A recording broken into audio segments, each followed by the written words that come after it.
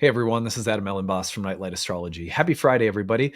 Mars has just entered the sign of Leo, where it will soon be making an opposition to Pluto. Of course, the Sun is going to enter Taurus and create a T-square. We've been talking about this dynamic for a good portion of this week's astrology. So today we're going to do horoscopes for all 12 signs, and I'm going to have 3 guiding questions that you can consider and then apply it to the topics of the house that Mars has just entered, where it will be making the opposition to Pluto from. So I think this is going to be a unique and helpful way of looking at it. It will not be the only way that we look at it.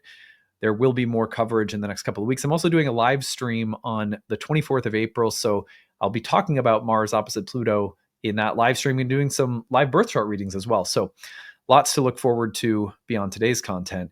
Anyway, before we take a look at these Mars and Leo horoscopes, remember to like and subscribe. It helps the channel to grow. Make this one of the places of your spiritual practice every day. I like to think of this channel as having a lot of subscribers for whom astrology is a part of your daily spiritual practice. So, subscribe and make this part of your spiritual routine. You can find transcripts of any of these daily talks on the website, which is nightlightastrology.com. And I'm going to take you over there because we are now in the midst of enrollment season. I cannot wait to study astrology with a new group of students starting at the end of June 22nd. Our next class, Ancient Astrology for the Modern Mystic, will begin. You can find it on the first year course page under the courses tab. Scroll down to learn more about it. And at the end of today's video, after I sign off, there is an informational video that tells you everything the program includes. I show you what the class website and portal looks like, where we house all of the audio video downloads. The course is held via live webinars. So there are 30 classes on the year. They're each 2 to 3 hours. I lead all of them. Then in between major units of study, there are breakout tutoring sessions led by our staff.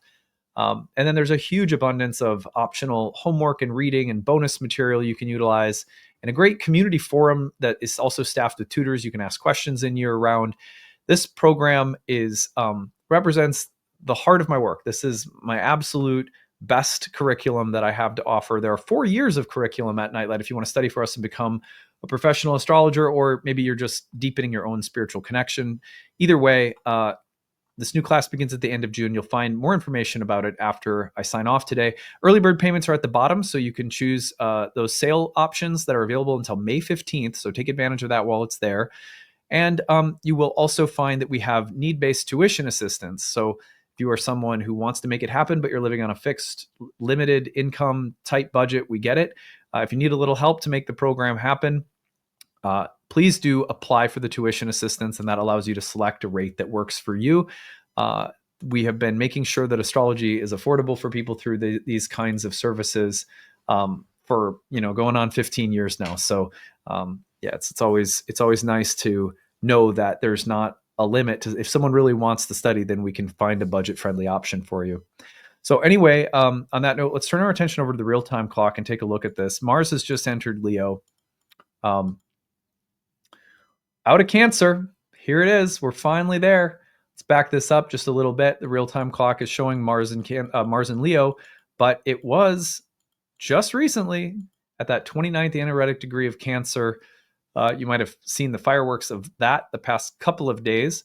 But as of about what my time, it would have been, by around midnight last night, that Mars moved into Leo. That's Central Time. So, it's a little subjective, but we're now on April 18th. We're now in a new era. We are no longer in the Mars in Cancer era. And you'd like to think like, oh, we should celebrate. That was a tough transit for a lot of us. That was challenging. Maybe we learned a lot, but probably some real challenges during that Mars retrograde. But Mars is immediately going into an opposition with Pluto. So we're not out of the woods yet. And remember, the retrograde began around the opposition of Mars and Pluto back in January. So this is a dynamic that we spent some time looking at earlier this week. We'll continue to look at it next week. But what I want to do today is I want to focus on the new whole sign house location of Mars, because for many of us, you'll notice it right away. Oh, Mars has changed signs. Mars has changed houses. New topics are being activated right away, and very powerfully because of the immediate engagement with Pluto. I think that we'll probably do some more horoscopes on this, including both houses. But what I want to do today are just focus on 3 questions that you can ask yourself given the entrance of Mars into Leo, acting as something like a trigger point or a release point for the upcoming opposition. Mars, the faster moving planet, making the opposition to Pluto, who's been in the whole sign house of Aquarius in our charts for a while now, I think is probably a good starting point for delineation and forecasting.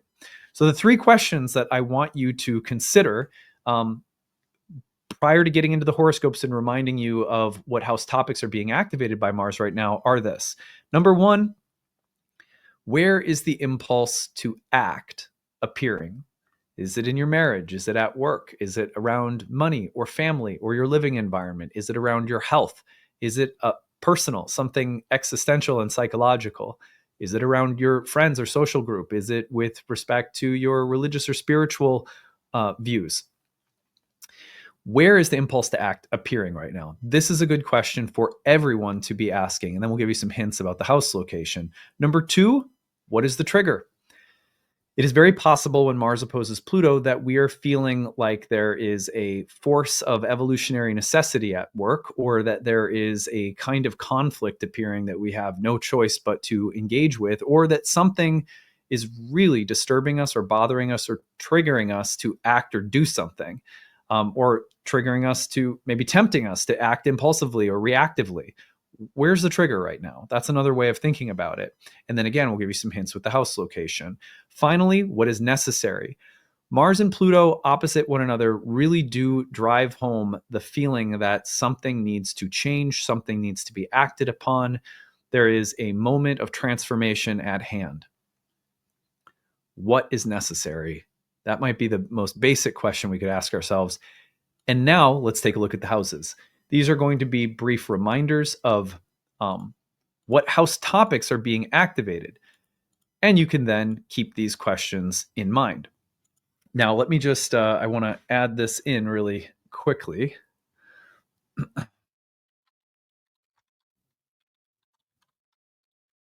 Okay.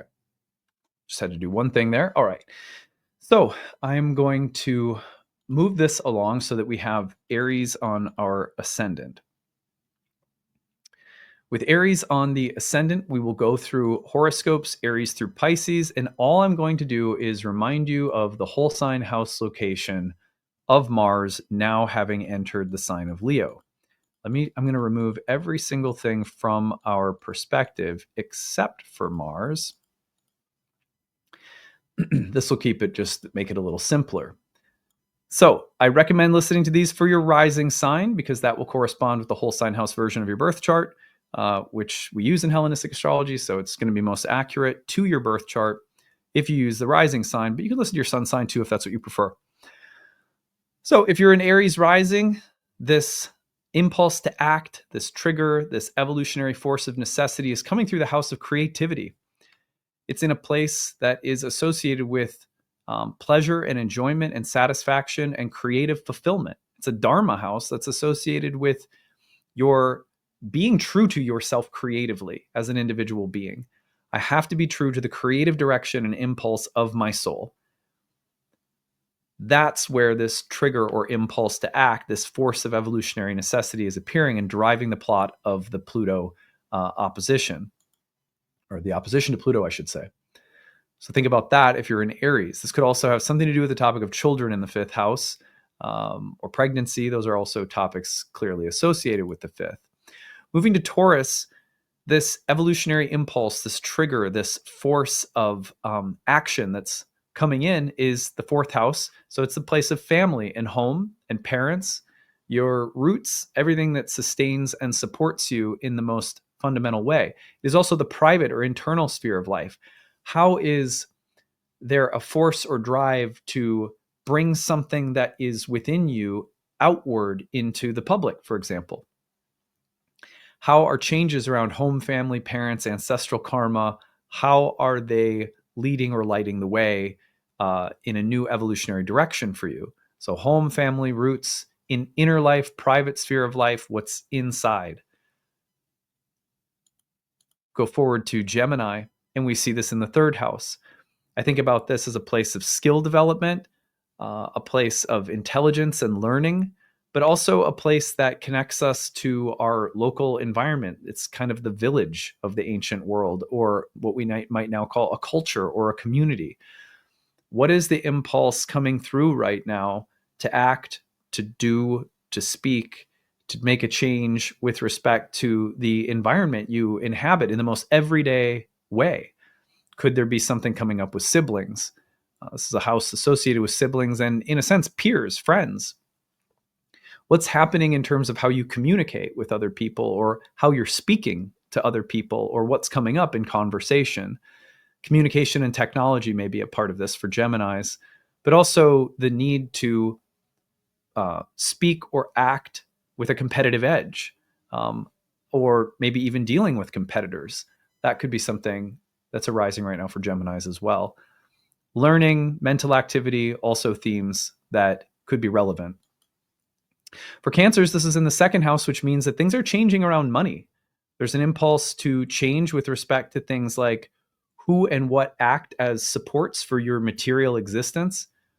Even things that relate to diet and nourishment were associated with the second house traditionally. Money, finances, resources, skill development. What's changing, or what new implementations are taking place with respect to things like money and finance? I like this as a time of rapid growth and transformation around things that might be entrepreneurial for Cancers. For Leos, we're talking about self-actualization in the first house. What is the action that you need to take, or how are you being triggered into an act of personal transformation? Body, psychology, behavior, identity. Who am I? What do I need? What do I want? How do I act with a strong determination, strong form of self-expression, without being a bully or being domineering or being, too much? But how do I be enough? How do I build confidence? So a time that I think for Leos will be about self-belief. For Virgos, the 12th house, what kinds of conflicts are appearing in the environment? People and energies that are maybe undermining you, or working against you, or that are at odds with you, that you are slowly starting to realize, or things are starting to come to light, to the surface, and you're starting to realize what is or isn't a healthy person or energy or contributing factor in the environment. It's like weeding out things that are not good for you. There's another, to me, that Mars in the 12th can also be about detractors and enemies and people who are sort of like toxic, or conflicts with people who maybe have petty jealousies or something like that. It's also about understanding the shadows of your own ego, or subconscious, or I should say unconscious elements of your own psychology that are working against you, and getting in touch with those and creating changes because you're getting in touch with those more shadow, maybe perhaps shadow dimensions of your own personality, your own psychology. I also like Mars in the 12th as meaningful time spent alone or apart or in silence or meditation, where if you need to get clear about the direction your life is taking, take some time out or apart, take some solitude, take some rest, take some time to meditate. That's a constructive thing that may lead to a clearer sense of what direction to go in or what action to take. All right. Moving on to Libra. Mars in the 11th house, a place of friends, communities, social circles. So where is the impulse to act with respect to friends, communities, and groups that you belong to?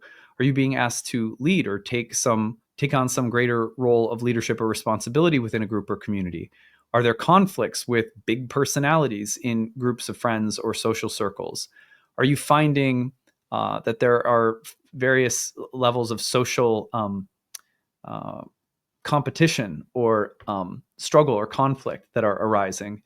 In the 11th house, some of those may be very meaningful evolutionary opportunities for you to say, this isn't for me, this group, these people, this person isn't the right friend or colleague, or this isn't the right community because this conflict arising has made it clear. On the other hand, you could be finding beneficial people to take action with, to do something with, to collaborate with, to start a business with, to achieve something alongside of. So Mars in the 11th can be about the meaningful ambitions we have and the people that are best allies for those ambitions. So think about that group area for Libras. For Scorpios, the trigger of this Mars-Pluto dynamic of Mars in Scorpio, or Mars in Leo, is taking place in your 10th house. Obviously, that's the place of vocation and career, but it's also your public-facing self, how you're seen, how you're recognized, the role you take on more visibly and publicly, what connects you to the social dimension of life, which we all participate in, even if you're retired. So, with Mars in the 10th house, the force of evolutionary necessity, the trigger, the impulse to act, is coming into the career space. That could mean that things in the workspace are changing, leadership is changing, or there are conflicts around power and authority. It could also mean that you're being asked to take on more. But explorations of Mars in the career house are on the menu for Scorpios right now. So let's go forward to Sagittarians, you have Mars in your 9th house, the place of beliefs, convictions, philosophy, learning, teachers, religion and spirituality, universities, and so forth. So are you facing conflict ideologically, spiritually, or philosophically? How are you dealing with it? Are you being empowered to act based on the conviction of your beliefs right now? Or are you taking off on a new adventure to learn something, maybe even travel abroad? The feeling of something like a religious or philosophical or educational mission or crusade comes to mind with Mars and Leo in the 9th house. There's also maybe explorations of power in relation to things like teaching, education, schools, religion, and so forth. So for Capricorns, we bring this into the 8th house, which is a difficult place. There's many positive significations of the 8th, but Mars in the 8th is often about conflicts that we have with other people based on the give and take inherent in every soul contract that we ever have. There's a way in which there are things exchanged psychically, emotionally, financially, and the exchange is often represented in the 8th house, or it's mirrored there. And so Mars in that house can mean severing bonds or contracts, conflicts around karmic contracts, the need to establish new ones that are more advantageous or to end old ones. But there can also be the initiation of new things with respect to shared assets or resources or a partner's money or income or something like that. So that area of karmic obligations, karmic debts, and also the give and take that we give in ways that are often really beneficial. But Mars is maybe, on the one hand, you could see Mars in the 8th being very empowering with the resources it provides. On the other hand, it could provide conflict around shared resources or karmic obligations and the give and take. With Aquarius, it lands right in that 7th house. And so that is the place of relationships. Mars is triggering evolutionary growth and change, maybe through a partner, through a loved one, through a business partner, through someone that we're dating. That could come in and force us to make a decision or choose if we want to continue with a relationship or deepen it or commit to it or get out of it. But the force of evolution to act, to do something, to change is happening in that house. That could also mean that a partner themselves is going through a change, a job change, an identity change, a health change. Mars entering the 7th may simply speak to the force of evolution that's occurring through the life of a partner. So watch for it on that level as well. Now, finally, with Pisces. Pisces. Oh, that was memorable. Okay. For Pisces, 6th house. So, oh my God, that was really fun. I've never said the word Pisces like that ever in my entire life. I'm going to remember that. I'm going to remember it. I just made up a new language. Okay, Pisces. For the 6th house Mars, you've got this place that is associated with work, labor, sacrifice, competition, conflict, disease, sickness. It's a gnarly house. The Mars-Pluto dynamic here is very much saying, okay, like, do I want to keep working in the way that I've been working, especially if I feel entrapped or kind of enslaved, if I feel like this is nothing but drudgery and it's not worth sacrificing for. Mars in this house will amplify all of the things that you feel are most exhausting and draining and require that you address them. On the other hand, the meaningful conflicts and obstacles that we must overcome to grow, to succeed, to build a business, to build success, to learn something, to develop as an apprentice a skill, all of the hard work, the practice, the dedication, the sacrifice that is worth it is also here. Where are you being driven to work hard on behalf of something, to sacrifice, to serve, to work for what you care about, what you love? On the other hand, where are you feeling exhausted or drained? I would look at those to be the two main places of emphasis with Mars in your sixth. Okay, Pisces. That's it for today. I hope you guys are having a good one. After I sign off, stick around to learn more about the upcoming program, Ancient Astrology for the Modern Mystic. It begins at the end of June. You're going to love the Nightlight community. I think as a school, we attract such wonderful people, such deep, thoughtful people who really want to go deep with astrology. And this class is awesome for doing just that. So I hope you will stick around to hear more about it and take advantage of the early bird sale or the need-based tuition, whatever you need. Okay, that's it for now. Have a great weekend. We'll see you again next week. Bye, everyone.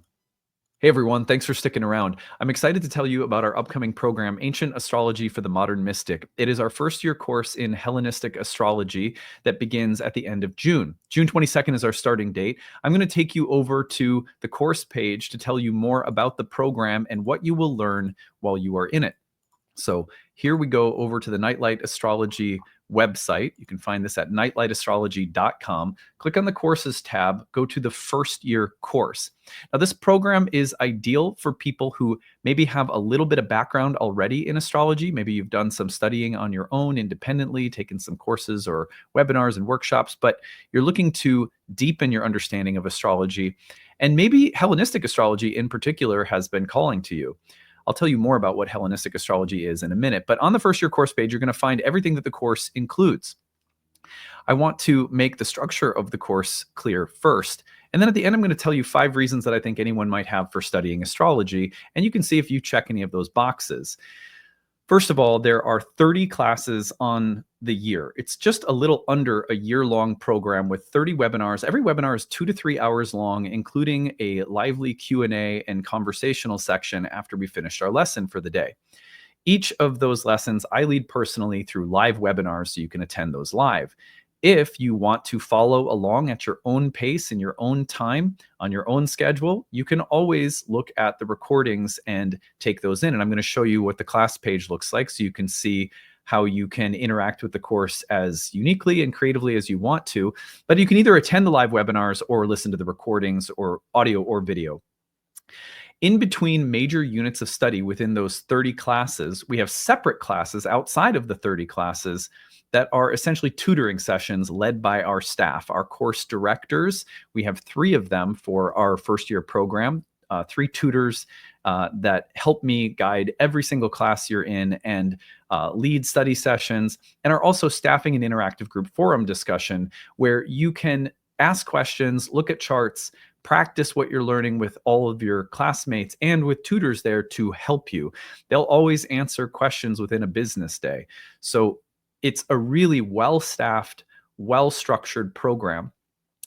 In between those major units of study and the breakout sessions, we also have guest speakers that come in throughout the year that you get free access to. The recordings are archived for you in your class folders. So you're getting people within our curriculum. And you're also getting to visit with some astrologers who are outside of the Nightlight School, but we really admire their work, and so we bring them in.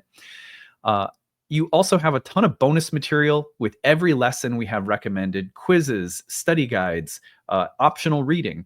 And that allows people who are really, really, intense, deep, like studious types to go as far as you want to with the material, while other people who are maybe, content to take things in at, just kind of taking in the classes, that's there for you too. So you can kind of go as deeply as you want to. The class if as the year goes on, goes through major units of study in ancient Hellenistic astrology. So if you're not familiar with ancient Hellenistic astrology, this is the earliest form of horoscopic astrology. This is where the astrology that you've probably learned today comes from originally. And that makes some of its features unique. Like, for example, ancient astrologers utilized whole sign houses. We study why they used whole sign houses, how they used them, and we study the why behind really everything: houses, signs, planets, aspects, dignities, essential and accidental dignities, delineation approaches. How do you read and predict within a natal chart? All of those theoretical areas of astrology we not only learn how to do, but we learn the why behind it. And this is what I think people find most empowering about the course, is that ancient astrology really helps to give you the rationale for everything so that you have the insight available to go off script. What I mean by that is, like, let's say you're learning about a sign, Aries or Taurus or a Gemini, something like that. Ancient astrology won't just give you a list of the adjectives or keywords or descriptions of, say, a sign or a planet. It will give you an underlying philosophical explanation that then allows you to extrapolate from it the kinds of lists that you read in textbooks, which means you'll have an understanding of why everything on a list in a textbook is there in the first place. And you'll also have the insight and creativity available to add things to the list that are a part of your own unique intuition and contribution to astrology. And this is what ancient astrologers wanted students of astrology to learn: the why behind everything. So this is a class where, even though you're seeing things like planet signs, houses, dignities, aspects, and you're like, oh, I've already learned about those things. Not if you haven't studied Hellenistic astrology. I don't mean to sound condescending, but like, truly, most people's experience coming through this program is, wow, I had no idea all that I didn't know about the roots of everything that I've understood thus far about astrology. So it really is about digging into the philosophical core of why we do everything. And then you have greater intuitive and creative capacity as an astrological craftsman or craftswoman. So anyway, that's a brief explanation of why I think Hellenistic astrology is important. Not to mention that ancient astrology was really focused on our ability to accurately describe and predict things in the realm of karma, fate, and destiny, whereas modern astrology's hallmark and strength is psychological depth. And so when you put the two together in our program, which is why it's called Ancient Astrology for the Modern Mystic, I think you have something really special. So on that note, you can see everything that we cover here. So there's a video with some of our alumni you can watch. Everything is there on the page. Now, there are 5 reasons that I want to touch on briefly before I tell you about your payment options and need-based tuition. These are 5 reasons to study astrology that if you mark any of these boxes, especially if you mark several of them, then I think it's a good indication that you might be ideal for this program, might be an ideal fit. So the first one is, if you find that astrology has become a part of your daily, weekly, monthly, yearly spiritual practice, it is a part of how you lead an inner life, then there is nothing more empowering than deepening your connection to that language, because that puts you more in the driver's seat. It's always good to have astrologers that you rely on, teachers that you listen to, get a little objective perspective, especially when you're looking at your own chart through a reading. But there's really nothing more empowering than learning to speak the language at a deeper level for yourself. And if that calls to you, if you want to understand things and be able to speak more confidently and clearly about this sacred language that you love, and this is a great reason to take a structured program. Number 2 is that you feel called to read charts for people. Look, not everyone who takes our programs is on a professional track, but we have 4 years worth of professional training programs at Nightlight that will prepare you to read professionally for others if that's the path that you're on. Maybe you don't even know if you're on that path. That's fine too. Many people take our programs just for the sake of their own personal enrichment, and again, to be kind of more in the driver's seat with respect to your astrological journey. You have more of an understanding. You can be more confident in reading symbols and experiencing transits with your own understanding that you've cultivated. But sometimes people want to read for other people. This will definitely set you up to do that. We have a certification track where you can take exams at the end of every year. They're optional. You don't have to if you're not on that level of interest. Number 3, you have done a lot of self-study. You've heard things from here and there, but you're looking to bring it all together. It is overwhelming to study astrology on your own. So if you want organization, structure, and coherence, what you're getting in this program is going on 15 years of training astrologers, 15 years of developing curriculum that has in mind the overwhelm that many people experience. And this program is structured year 1, year 2, year 3, however far you want to go with our curriculum, to give you an organized, structured, coherent way of understanding the history and language of astrology from both ancient times to modern times in all of the vastness that the field includes. And also, as we go, we want to give you the confidence that you are a part now of an astrological lineage. Astrology has always been practitioner based. Coming through Nightlight, you are going to have the opportunity to feel aligned with a lineage. If you like my work, if you feel aligned with the way I speak the language, then this might be a good reason to come study with us. Now, if you're seeking the why behind things, if you're like, yeah, that's interesting, I get it, I understand, but why? Why signs? What's the difference between a sign and a house? Why do they ever come up with a sign and a house? What's the distinction philosophically? Why does Mars represent this? Why does Mars in this sign represent that? If you are someone who feels empowered by understanding the why behind things, you are going to love this program, because that's how I am as a teacher. That's how I am as a person. And that's what this program is really all about. Number 5, you are looking for astrological community. Look, I think Nightlight is unique in terms of the kind of warmth, acceptance, safety, and inclusiveness that our community includes intellectually, spiritually. We are really pride ourselves on being a peaceful kind of family. I'm a Cancer, right? So it's kind of a family-oriented environment. So anyway, I will end it there. If you check any of those boxes, you may want to consider studying with us. Now, I'm going to take you over to 2 things. I want to show you the dashboard. So here is the Thinkific page. You're going to join this, and on your dashboard, you're going to find any courses that you've enrolled in at Nightlight, and there are many, so you may end up in being involved in multiple courses, and you'll find that they're all there on your dashboard. Click on one of them, and it will take you in. You're going to find that on the left-hand side, there's orientation instructions, course information, class links, and calendar, all the technical stuff you need to know when you join the course. And then you're going to find that when you go through the lessons, that the lesson includes the video, the audio, the slides, the transcripts, the Q&A box text if you couldn't make it live and see what people were talking about, flashcards, homework, a bonus PDF with all sorts of additional recommended reading, bonus videos, additional video links for bonus material. So every single time that you want to visit something within the course, everything is nicely organized. So you can see here, I'm going to pause this before it starts going, but you can embed the video right there. It's embedded and you can watch it. And then if you wanted to, you could also, right here, you could also download the video and watch it on your own device. And that's same for the audio as well. And then as you go, you'll see all of the lessons are laid out. The study sessions are also recorded if you can't make those live. So everything is nicely arranged on the website for you. And that makes it a course that if you wanted to take 3 years to accomplish, you could take 3 years to accomplish. If you want to take it for the sake of getting certified, you have the full year plus an additional year to take the exam. So, 2 years total that we give people if you're on a professional track. But most people complete the program in a year. And a lot of people, over 50% of our students, go on to our year 2 and then our year 3 and horary programs as well. Now, final thing I'm going to show you is right here. You're going to find here is the enrollment options at the bottom of the first year course page. Again, this is at nightlightastrology.com, and you're going to click on the first year course, go to the bottom. The early bird payment saves you several $100s off the cost of the course. That's available till May 15th.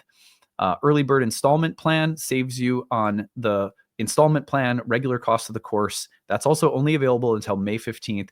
And then need-based tuition. All of our programs include a need-based option where we give you a sliding scale and we say, you pick your monthly tuition number within this sliding scale, which is greatly reduced off the normal tuition price.